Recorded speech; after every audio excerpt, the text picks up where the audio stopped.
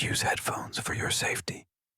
तो आ गए आप लोग। वीडियो को लाइक और करना ना भूले। तो चलो जल्दी से अपनी बांसुरी पकड़ लो, शुरू करते बिना किसी वकास के रिवेंज बाय हैरम चैप्टर 2 और 4। तो अब एलिना ना लोंडे का हाथ झटक देती है और बोलती है, तेरा दिमाग खराब हो गया है क्या? मैं तेरे साथ ना वो सब नहीं करने वाली हूँ, ठीक है?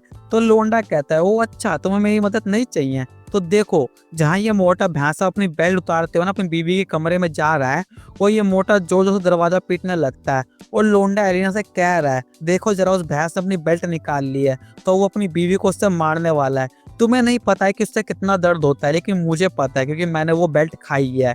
उसके निशान इतनी आसानी से नहीं जाते मेरी जान। वो ये सब सुनकर तो भाई एलिना की फटके चार हो जाती है और अब ना ये बंदी वही चिल्लाने लगती है कि प्लीज पतिदेव ऐसा मत करो, मुझे डर लग रहा है। और लोंडा कह रहा है, ध्यान से सुनो अपनी मालकिन की चीखें, क्या तुम सच में मेरी मदद नहीं लेना चाहती हो? और अपना भाई एलिना भी लोंडे से डील करने के लिए मान जाती है कि वो उसकी मदद के बदले उसके साथ में गुल्लू गुल्लू कर लेगी। और बस लोंडा खुश, क्योंकि भाई उसे और क्या ही चाहिए।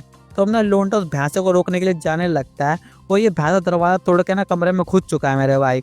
और आते संग ना ये सबसे पहले अपनी बीवी को चाटा मारता है खींच के, और उसके बाद ना ये मोटा उसके साथ ना भाई जबरदस्ती करने की कोशिश करने लगता है। और अब ना ये मोटा अपनी बीवी को एक और थप्पड़ मारने जाता ही है ना कि, लेकिन उससे पहले लोंडा पीछे से आकर इसका हाथ पकड़ लेता है और फिर जोर से की गुद्दी दबोच देता है मेरे भाई।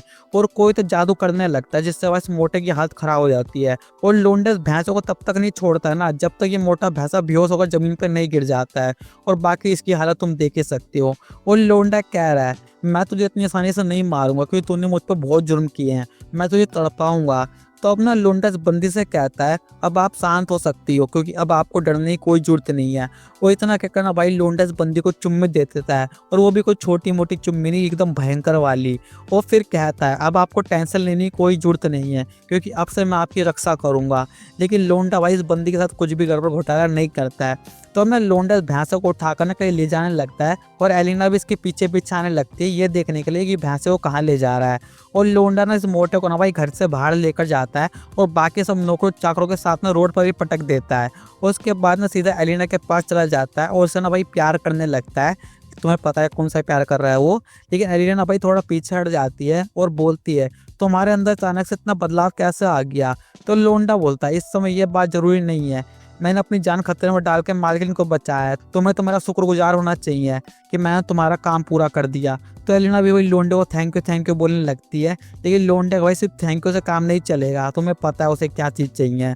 तो मैं लोंडा अपना हंगामा करने लगता है और एलिना बोल रही है प्लीज़ रुक जाओ। तो लोंडा रुकता है और एलिना को ना वही कमरे में लेकर जाता है और बेड पर पटक देता है और बोलता है, अब तुम्हें मेरी फीस देनी होगी। और अब ना एलिना के पास भाई लोंडे की बात मानने के अलावा कोई भी चारा नहीं है। और बाकी का भाई तुम्हें पता ही है लोंडा क्या कर रहा है।